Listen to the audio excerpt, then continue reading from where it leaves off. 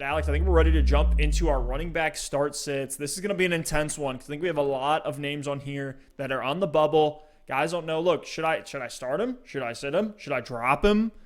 Should I try to trade for him? Like, what are the values in some of these names? So let's talk about in week 9. It was Chase Edmonds after what a lot of people expected to be a boom game. We mentioned, hey, this could be an Alexander Madison type situation where he comes in for the starter. He's a true handcuff that's going to take all the volume and explode. And we didn't see that here. Chase Edmonds only had 11 fantasy points, but from a start-sit perspective, you have to start Chase Edmonds. He didn't split the backfield with anybody, and the efficiency was just disgusting. I mean, what can we say? 25 carries, caught all 3 of his targets through the air, but only 11.8 fantasy points. The low receiving volume hurt, but if Edmonds can get a little more efficient, get some more goal line opportunities. We saw Kenyan Drake have 4 touchdowns in 7 games and was 11th in the league in goal line carries before he went out. The opportunities are going to come. Like this week in what should be a competitive matchup against the Bills, who are middle of the pack against the run. They're averaging 23.6 fantasy points a game to the running back position. So if we think, hey, 23 fantasy points, like that's what Chase Edmonds could be this week. We've even seen Drake, as bad as he was, have some relevant weeks in good matchups like the 49ers, like the Jets, and that big Dallas game. So I think we can expect Chase Edmonds to fit into that role. We know the volume is there. Just hopefully that efficiency goes up in a better matchup. Oh, this is tough. You do still start Chase Edmonds if Kenyan Drake is out. Now, Kenyan Drake, today's Wednesday and we're recording. Kenyan Drake practiced today in a limited capacity. So there's still a chance Kenyan Drake could be active on Sunday. If that's the case, I think you still can start Chase Edmonds, but I think he's not a must start at that point. But if Drake is out, you're right, because of the volume. I mean, yeah, Edmonds was brutal last week from an efficiency standpoint, but 25 carries and 3 receptions, like, name other running backs in the league getting that kind of workload, and you're going to name about 3 guys. So if Drake is out, you do start Chase Edmonds. If Drake is active, I think Edmonds becomes much more of a flex option. Now, I will say I think it's interesting rest of season with Chase Edmonds as well, just to say coming into this week, a lot of people thought this is the end of the Kenyan Drake experience. Like Edmonds is going to come in, he's going to ball out, and he's going to take that job. I think what Sunday taught us was maybe it was the matchup, maybe it was some other things going on in that game, but it taught me at least that I think Drake's going to come back into his full workload. And I think Edmonds is going to continue to be kind of that change of pace back in this offense. So when Drake is out there, I think you kind of have to temper expectations for Chase Edmonds. But again, I think both guys are going to be startable on certain weeks, and it could just come down to which one gets in the end zone. But for this week, just to summarize again, you got to start Chase Edmonds if Kenyan Drake is out, but keep an eye on it because if Drake is active, I would be pumping the brakes a little bit.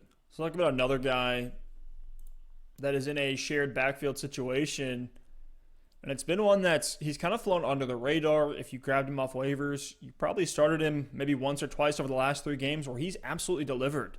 And it's Wayne Gallman, who's had 16, 13, and 14 fantasy points in his last 3 outings, all in tough matchups against Philadelphia, Tampa Bay, and the Washington football team.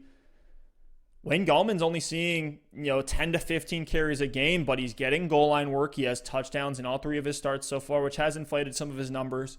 We have seen him, he have a somewhat of a ceiling in the receiving game. It hasn't been huge. 5 targets, 1 target, 2 targets since he's taken over with Devonta Freeman out. We saw Alfred Morris get some work, but if you're in a desperation RB2 situation, or maybe you don't have any other good flex options, would you be willing to plug Wayne Gallman in with this kind of uncertainty in his backfield? Yeah, I mean, if Devonta Freeman is out again, I'm fine to plug Wayne Gallman in a desperation situation. I think Devonta Freeman could be back this week, so this is another situation. You just have to keep an eye on these injury reports throughout the week when you're making these flex decisions. You talk about guys like Chase Edmonds with Kenyan Drake. If Devonta Freeman's active, Wayne Gallman is, I'm not even rostering him on my bench.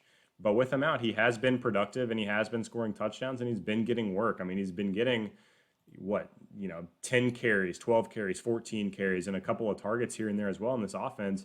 Even though the offense isn't necessarily great, he's been converting touchdowns as well. Yeah, same thing for a guy like DJ Dallas too, where these guys have value, but only if they move a step up in the pecking order. But they are guys that have shown talent. They've shown that they have the chops to get it done when called upon, and that's when those names become appealing. But you're right. If any of these starters hop in there, Do not play him. Let's talk about another guy that has really been disappointing over the last couple games. Is Jonathan Taylor, and really just feels like he's taking his rookie lumps right now. He actually started this game pretty solid. Against Baltimore, he saw 5 carries early in the game, was converting at 5 yards per attempt at 25 yards so far. Even had a touchdown, 8 fantasy points. Things were cruising along.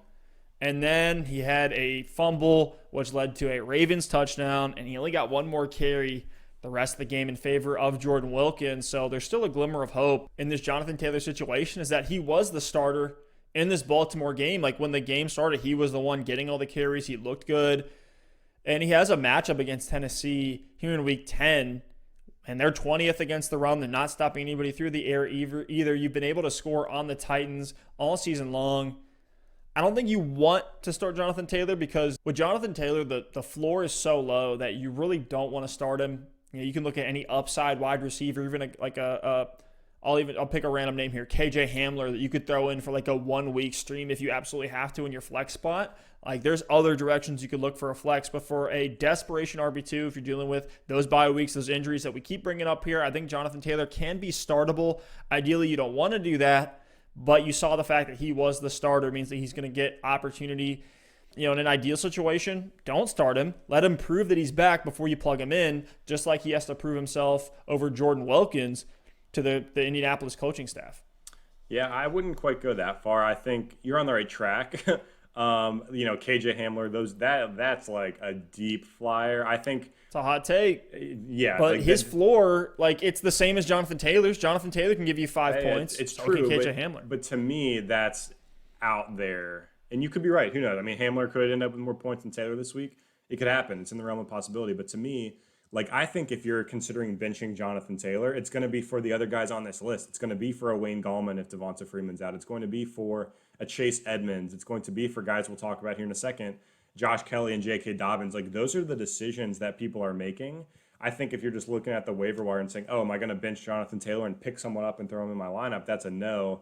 And I think you're right, though, Steph. You got to be concerned. I think he's a deep RB2. I mean, maybe an RB3, because last 2 weeks he's been outsnapped by Jordan Wilkins. And last week he was outsnapped by both Hines and Wilkins. And you just can't trust him right now. But here's the thing with Jonathan Taylor. Each and every week, I'm a Colts fan, so I watch all the games. I see what's going on. This last week, he looked great. And then that fumble happened, which was ironically on a pretty good play by Jonathan Taylor, where he fumbled at the end of the play, and that was it.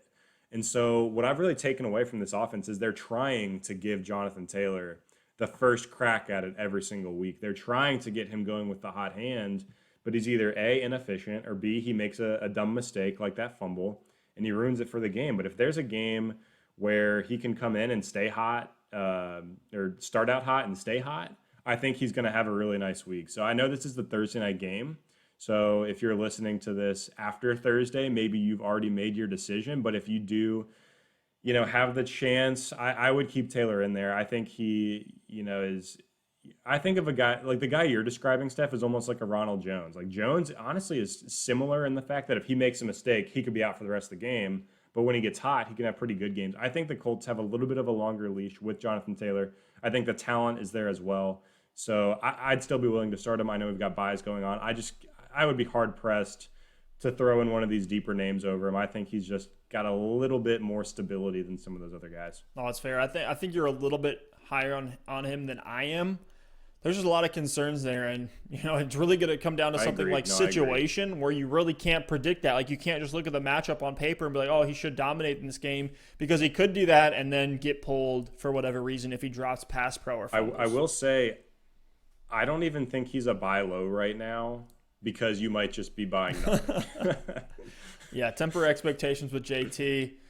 So let's talk about Joshua Kelley, who has a matchup against the Dolphins in Week 10.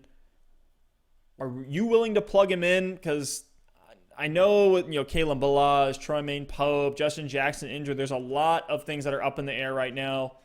But what conditions would allow you to start Joshua Kelley in a matchup that in days past, you see Miami, you smash that one. But these days, that Miami defense looks pretty The only way I'm starting Josh Kelley is if I'm getting ravaged by bye weeks and injuries, and Justin Jackson is ruled out for this game because Josh Kelley's ceiling just feels so low right now. And the floor is also very, very low because you look at this backfield with Austin Eckler out, and we expect Josh Kelley, Justin Jackson, 1-2 punch. Herbert's got this offense humming. You'd think there'd be touchdown opportunities.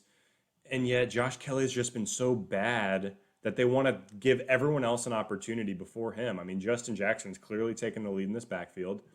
2 weeks ago, we see, Troymaine Pope come in and get 29% of the snaps and a lot of work in that backfield. And last week, we see Kalen Ballage finally freed from the clamps of Adam Gase, come off of the streets to the practice squad, come off the practice squad to the lineup, and end up as like a top 10 fantasy running back on the week over Josh Kelley because Justin Jackson left the game early. Like, they played a guy off the street over Josh Kelley. So that tells me something. And it's almost like they had to give him 54% of snaps last week because they literally had no one else to give the ball to. So the only way I'm even considering Josh Kelley right now is if Justin Jackson is out. I know the matchup is decent this week against Miami. Like you said, it's a lot tougher than it's been in years past.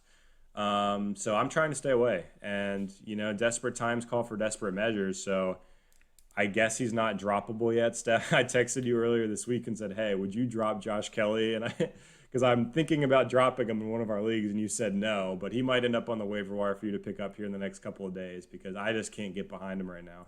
It's tough. It certainly is tough. The one thing that does make you feel positive about Kelley is the fact that he saw 5 targets and caught all 5 of them for 31 yards in this game. Like, the receiving volume should be there. We have seen situations where, he is used as this between the tackles grinder, just falling forward for 2.5 yard gains on the ground and only getting, 7 to 12 carries every week. So it's something where the floor is brutally low. Like, you could see him put up 3 points. But I think in some situations, in the right matchups, not this week, but probably against the Jets, against Atlanta, you can shoot him in for, 10 plus points.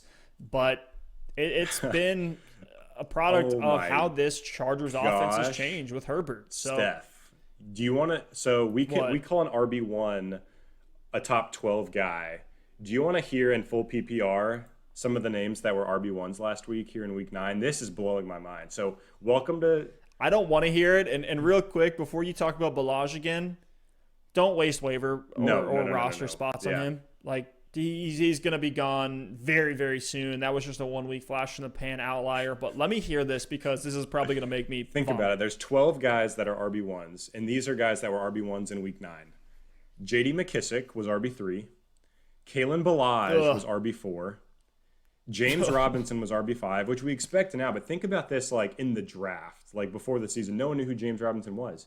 Jerick McKinnon, Rex Burkhead, Duke Johnson, Wayne Gallman, and Ryan Nall were all top 12 running backs. So desperate times call for very desperate measures, and that is absolutely mind-blowing. But the fact, again, that they pulled Ballage off the streets and started over Kelley makes it tough. I think, Steph, if anything else, for the sake of time, we're just going to say avoid until further notice. Exactly. Yep. You do need JJ to be out to consider JK as potential starter. But let's talk about another guy whose initials are JK. It's JK Dobbins. Oh, that was smooth. You like that one? JK Dobbins has a matchup against New England here in Week 10. He's still a hold for me for what he could do, weeks 13 and beyond if Mark Ingram is out. But I certainly don't want to start him against New England with Ingram potentially being back in the lineup. So this is another situation. It seems like all these guys that are on the bubble are contingent on these incumbent running backs being out as well. And last week in another tough matchup against Indianapolis, Dobbins had 12 carries and 2 receptions, which was great to see. Like, if you told me Dobbins is going to get 14 touches a game in this offense, I'd be ecstatic for him. But he had a pretty inefficient game, only 35 total yards from scrimmage, completely on the other end of the spectrum of what we've seen from him so far from when he's been on the field. Only 5.5 fantasy points in Week 9, and that's his floor, which makes him an unappealing RB2 or flex this week. But again, I think if the situation calls for it on your roster, let's say you're in a 14-team league with maybe some keeper considerations in there, it's like, yeah, keep Dobbins on your bench. Maybe you have to plug him in. Hope he can get you, 10 to 15 points in this game against New England. But not a guy I'm looking to start for this week. Yeah, I agree. If Ingram's out, though, I am willing to start him. I mean, he still played the majority of snaps last week, 56%. To JK Dobbins, he should see some passing work as well. New England hasn't necessarily done a great job of stopping the running back this year either. I know they did a decent job against the Jets last week in Pirine and Gore, but the 2 weeks before that, they gave up 30 fantasy points to Buffalo and 50 to the running back position to San Francisco. So they can be beat on the ground. But again, it's beating a dead horse here. You got to keep an eye on these injury reports, see who's in and who's out to make these decisions. If Ingram is out again, I am willing to start Dobbins. But like you said, Steph, I'm keeping him on my roster. I love him as a stash and hold to see if he does get going, because he could end up being one of those guys like a Miles Sanders last year that really comes on as a rookie and ends up winning you a league. The schedule from week 13 on, that fantasy playoff range, if he is the starter, even if he's like a 50-50 guy, maybe a 45% snap guy, whether it's with Ingram or Edwards at that point, you have Dallas, Cleveland, Jacksonville, the New York Giants, and then Cincinnati. So a lot of great Very matchups nice. after he gets through this New England, Tennessee, Pittsburgh stretch.